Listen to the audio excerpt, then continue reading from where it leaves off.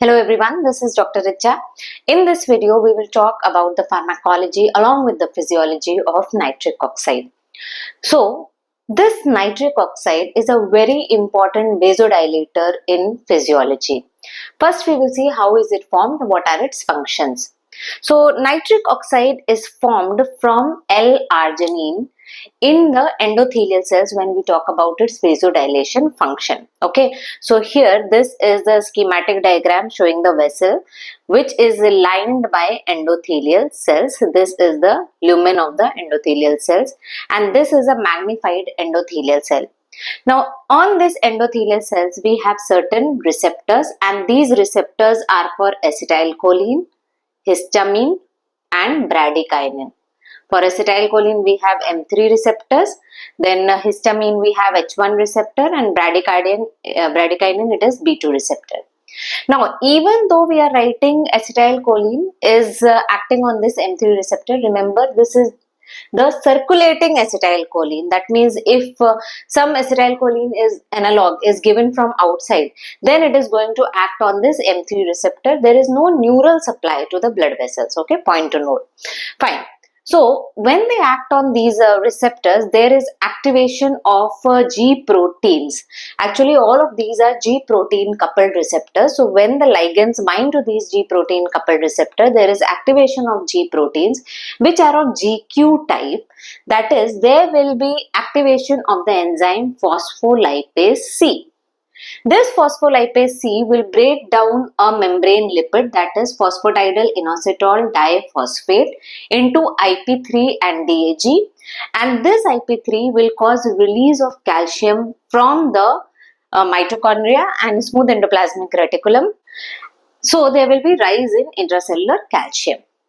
Calcium will bind to another protein, calmodulin, forming calcium calmodulin complex. Okay, calcium calmodulin complex. Now why I am talking about all this thing? Because this calcium calmodulin complex activates the enzyme which is required for the synthesis of nitric oxide. Okay, so here you see I have written ENOS. Okay, that is endothelial nitric oxide synthase. So this is present in endothelium, and when this is activated, not synthesized, it is already present there. It is activated by this calcium calmodulin complex, and then it causes the formation of nitric oxide from L-arginine, right? So this nitric oxide is being formed in the endothelial cell, and from this endothelial cell it is going into the nearby smooth muscle cell, that is the smooth muscle of the vessel, right? Now in the smooth muscle it combines with a enzyme that is soluble guanyl cyclase. So there is not a receptor on the membrane. This soluble guanyl cyclase is present within the cytoplasm.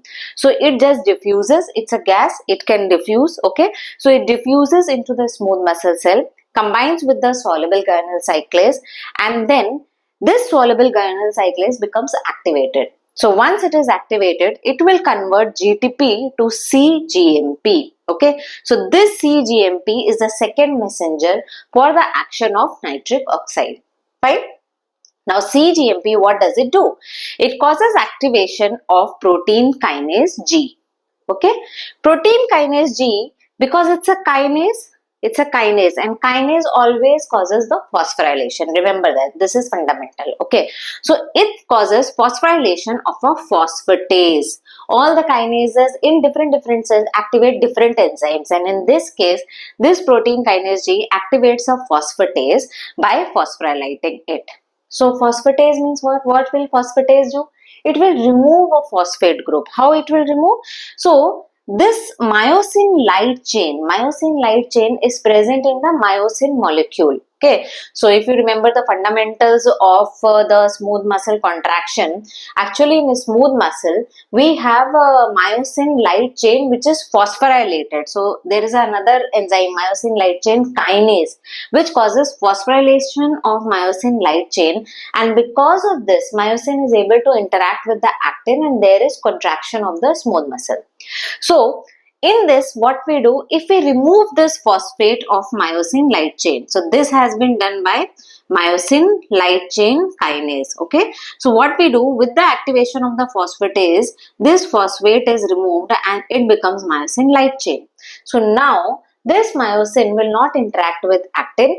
There will not be any contraction. In fact, whatever contraction is going on, that also will not happen, and there will be relaxation of the smooth muscle. Okay. So when the smooth muscle relax, basically there will be vasodilation. Okay, so this is the fundamental how nitric oxide is being generated in the endothelial cell because of certain other ligands are there, other chemicals are there, they are activating eNOS.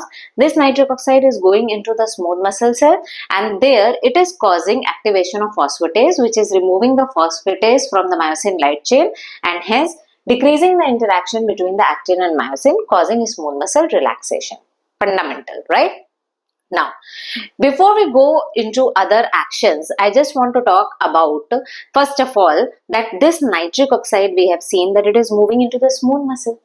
But it can also move here. No, it's a gas. It can move both the sides. Yes, that happens in fact. So, the half-life of this nitric oxide is only 4 to 10 seconds. Okay, why? Because it moves across the cell membrane, enters into the circulation as well, where it is then removed from the circulation. How? It is removed either by binding with the oxygen or it binds with the hemoglobin. Okay, so its mechanism of action will stop because now it will be inactivated, right? So remember, it is active only for 4 to 10 seconds. Now, this eNOS which we discussed, in fact, there are different enzymes. There is nNOS, eNOS, iNOS. We call it by numbers also. nNOS is 1 NOS, okay? That is NOS 1 also we call it, okay? iNOS is NOS 2 also. eNOS, E can become 3, okay, just reverse E. So this is NOS 3 also, okay. Now why I have written E here, even though it is 3, because these two, first and third, are constitutive enzymes. That means they are synthesized automatically. They are always present in the cell, but they need to be activated. On the other hand, NOS2, it is not constitutively synthesized. So when the stimulus is there, it is synthesized but need not be activated. It is synthesized and it can act, right?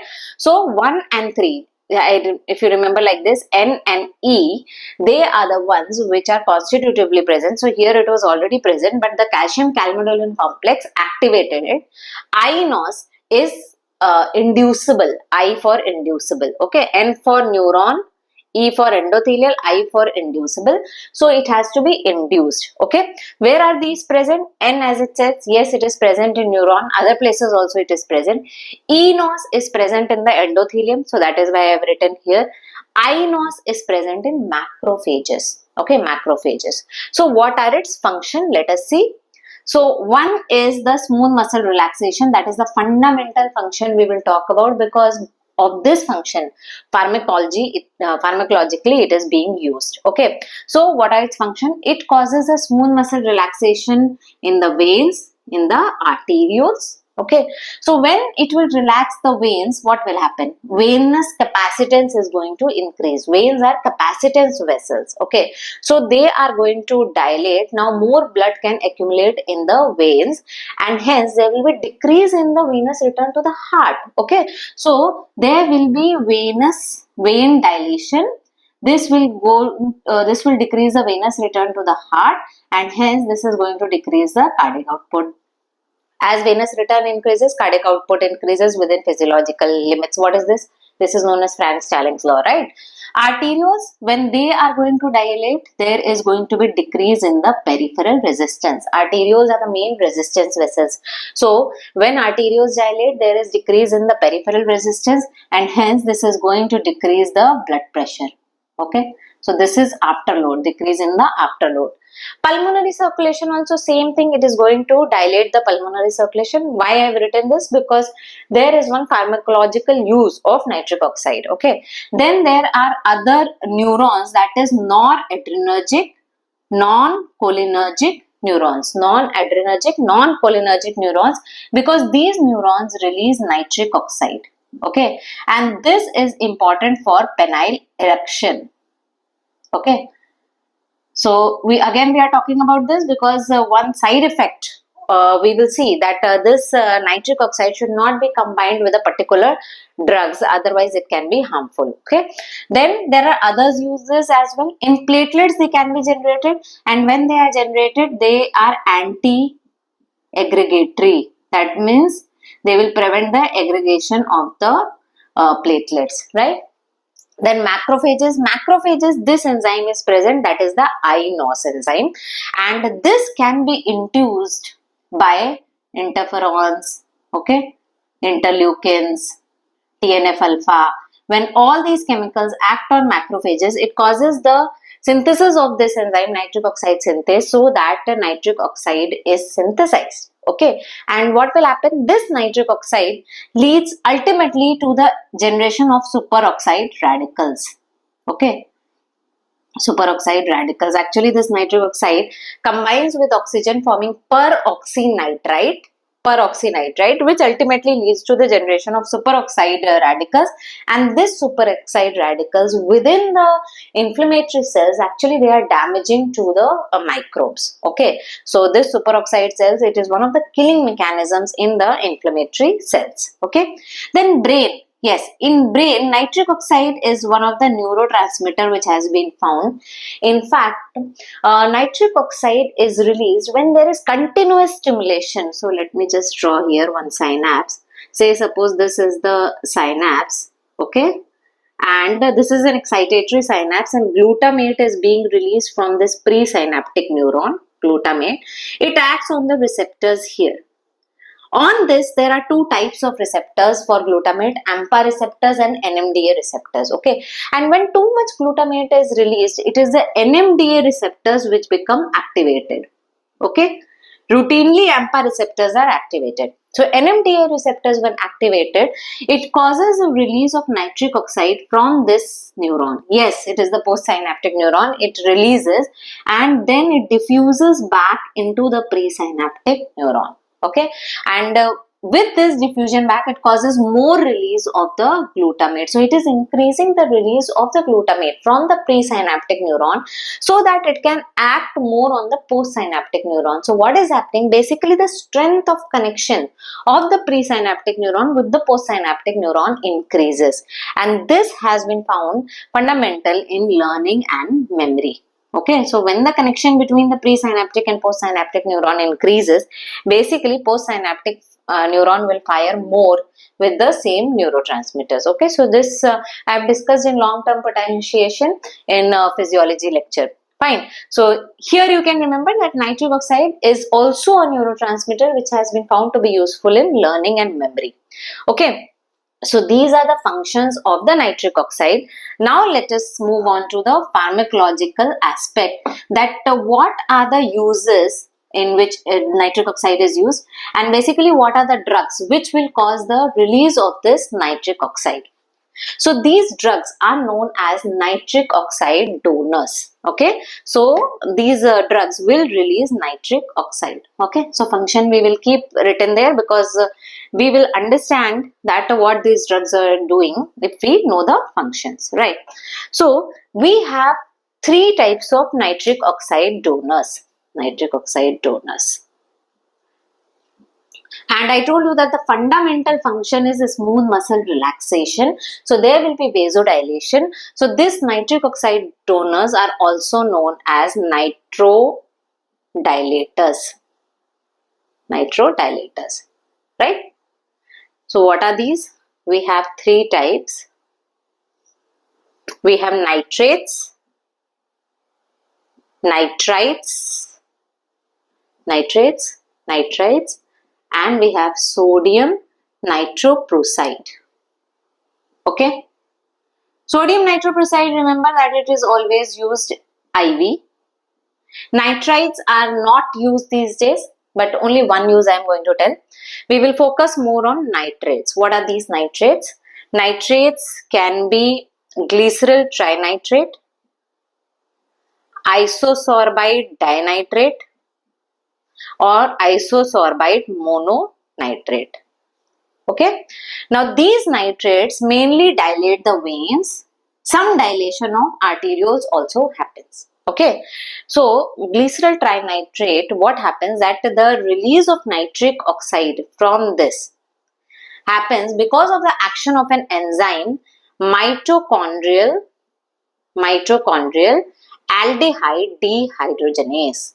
Mitochondrial aldehyde dehydrogenase. Okay, so when this mitochondrial aldehyde dehydrogenase acts on these nitrates, then there is release of nitric oxide, and as a matter of fact, this is present mainly in veins. So main action is on veins, okay, but some action is also there on arterioles. So this is the main fundamental action. So when this nitric oxide is going to release, then it is going to cause vasodilation, that is the venodilation, veins will dilate. This is going to decrease the preload, okay, and also it is going to decrease the afterload because of arteriole dilation. So when is this needed? When we will use this? That is, we want to decrease the preload and decrease the afterload. So what are the uses? We have angina. Okay, angina is basically chest pain which occurs due to decrease in the coronary blood supply. So what happens that heart needs oxygen for metabolism, and there is oxygen supply to the heart. Okay, so there is a balance between the oxygen requirement by the heart and oxygen supply to the heart. So when this oxygen supply in compared to the oxygen requirement, it is much less, then there is ischemia of the heart which will lead to angina. Okay, now by decreasing the preload and afterload, basically we are decreasing the load on the heart itself. Preload is less, that means the heart has to lift less. Okay, incoming blood to the heart is less, that means heart has to lift less. Okay, afterload means that the heart has to lift against a resistance. Okay, so if this is the heart, right, and here there is arteriole, afterload is a resistance in these vessels. So when the heart is contracting, it has to contract to overcome this resistance. So when the afterload is decreased, that resistance is lesser. So basically by decreasing the preload and decreasing the afterload, we are decreasing the oxygen demand by the heart. Work done by the heart decreases, so there is decrease in the oxygen demand. Okay, so that is the first thing, that it is used in angina. Okay, and how it is used? In fact, it is used to abort the attack of angina. Abort the attack. That means angina is precipitated. If we take this nitrates, immediately there will be decrease in the oxygen demand. And how it is taken? There are sublingual tablets. Sublingual spray also is available. Okay, so that is going to abort the attack of angina.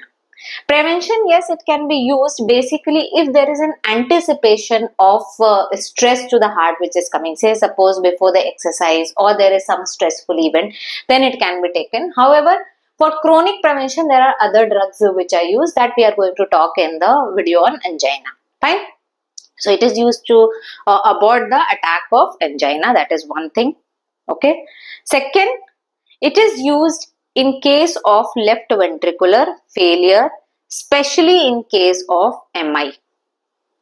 Okay, so that time it can be used, and if it is not responding, then later on we can go with IV infusion of glyceryl trinitrate as well. Okay, so that is the main function of these nitrates. Now there is one more mechanism by which it acts, that is the redistribution of coronary blood flow. How it is acting? Redistribution of coronary blood flow. See, if there is coronary circulation, say suppose these are coronary vessels. Okay, these are the larger vessels and they are dividing into smaller vessels in the heart.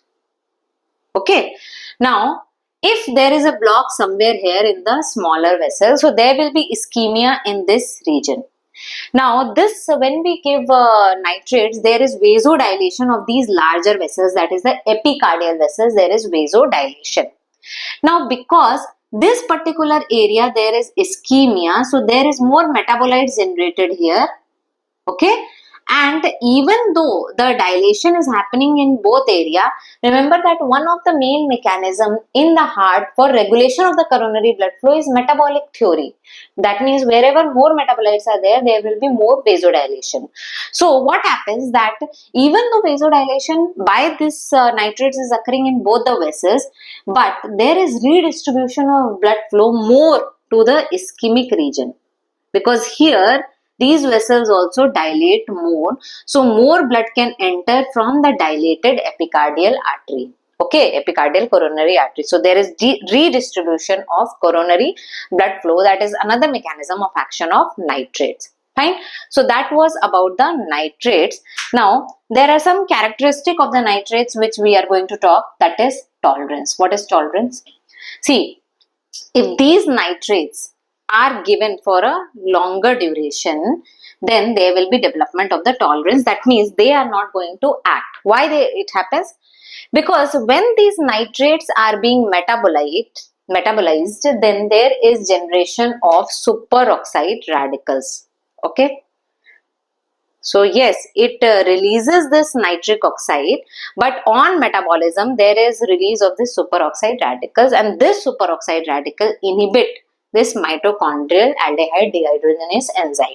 Okay, so when it is inhibited, what will happen? That further whatever drug is going, no nitric oxide will be released from that. So what is that? That is tolerance. Now the person has stopped responding to the nitrates. Understanding? So just by the metabolism of it, this is inhibited. So what to do? So when we give this, say for chronic therapy we are giving, then in that case there should be minimum of 8 to 12 hour nitrate free period. It is very important.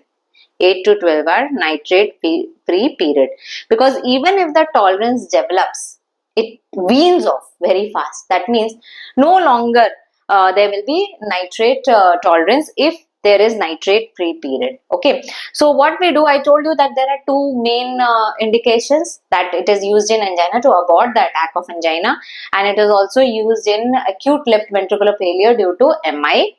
Third is that it is used to prevent the congestive symptoms in heart. Okay, in the heart failure, prevent congestive symptoms or relieve the congestive symptoms.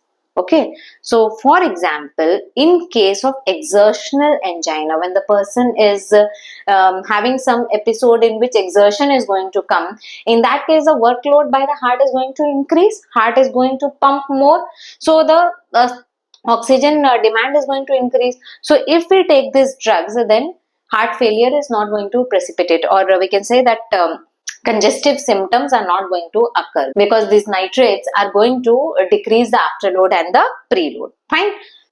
So one is exertional angina and the other is nocturnal angina. So some people, what happens that in night they get these episodes of angina. Why?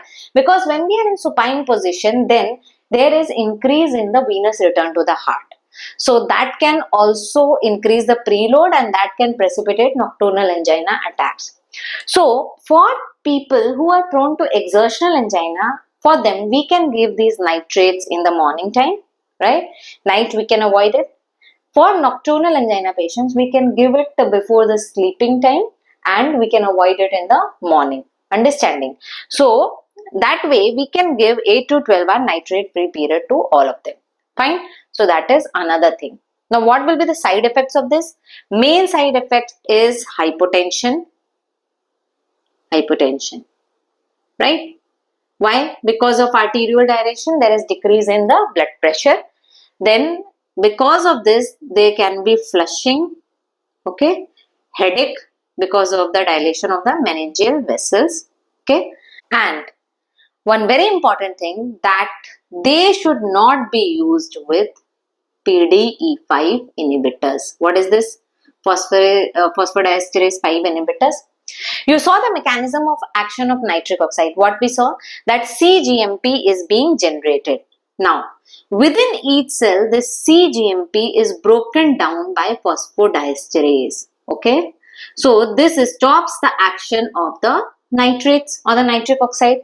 If we are blocking this phosphodiesterase, then there will be more accumulation of cgmp. So, already you have given the nitrates, which is causing more production of nitric oxide and hence more production of cgmp. Now you are blocking its forward destruction as well, so there will be more and more production of this cgmp. So what will happen? There can be dangerous hypotension which can develop. This hypotension itself, it is going to decrease the coronary blood supply, and that can be dangerous. Fine. So that was about the nitrates, right? Now moving on to the other drugs, that is the sodium nitroprusside, and very little we will talk about the nitrites. So sodium nitroprusside, it is used IV only, and the use is severe decompensated heart failure. Okay, so this I have already talked in drugs which are used for heart failure, you can see there, but it is used only in case of decompensated, severe decompensated heart failure, right? Then coming to nitrites, nitrites only one use. What is the use? It is not used for heart patients. In fact, it is used in cyanide poisoning. Okay, cyanide poisoning. Actually, there is a combination of sodium nitrite with sodium thiosulfate. Okay, so this sodium nitrite, when we inject, it combines with hemoglobin, so it forms methemoglobin. Methemoglobin combines with the cyanide, right? There is combination with cyanide and it forms cyanomethemoglobin. This cyanomethemoglobin in turn combines with sodium thiosulfate. Okay, so again there is formation of methemoglobin plus sodium thiocyanate. Okay, so cyanide poisoning is relieved. This can be excreted. Sodium thiocyanate can be excreted. Fine. So that was all about the nitric oxide donors. Now here, even though we discussed about the other functions of the nitric oxide, you see it is not being used for these functions. Okay, platelets, yes, anti-aggregatory effect is there, but these enzymes, the enzyme of the platelets is not activated by these donors. So that is why it is not used for that effect, platelet anti-aggregatory effect. No, it is not used. It is used mainly for the vasodilation, right? Okay, these were nitric oxide donors, but I have not talked about inhaled nitric oxide. Yes, there is inhaled nitric oxide also which can be used. This inhaled nitric oxide, actually it causes vasodilation in the pulmonary circulation. Pulmonary circulation, why vasodilation will be required? Yes, it is first line treatment in neonates for respiratory distress if they are having pulmonary hypertension, and also in adults in pulmonary hypertension it can be used for short term for relieving that. Okay, so it causes pulmonary vasodilation, especially it is inhaled. So when it is inhaled, it is going into ventilated alveoli. Where ventilation is occurring, so there only it is improving the circulation. So what is happening? Better ventilation, perfusion matching will occur, better oxygenation of the blood is going to occur. Okay, inhale, going into better ventilated alveoli, it will improve the circulation more there itself, right? So that is inhaled nitric oxide, which is used for these conditions. Fine. Now here I talked about that, yes, it is used for penile erection also, that nitric oxide. Actually that's what I missed it there. It is phosphodiesterase 5 inhibitors which are being used there. So when we are giving drugs for angina or for heart failure, we have to be sure that the person is not taking these drugs for erectile dysfunction, and then only we have to give the nitrates, otherwise it can be dangerous also for the patient. Okay, so that was all about nitric oxide donors. Thanks for watching the video. If you liked it, do press the like button, share the video with others, and don't forget to subscribe to the channel Physiology Open. Thank you.